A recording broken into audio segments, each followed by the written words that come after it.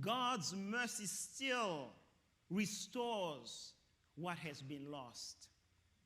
And God's promise remains. You shall eat in plenty and be satisfied, and praise the name of the Lord your God.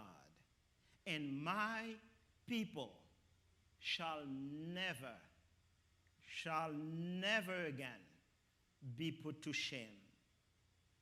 May that promise strengthen our hearts, renew our faith, and guide our nations toward justice, peace, and the abundant life God desires for all, and I mean for all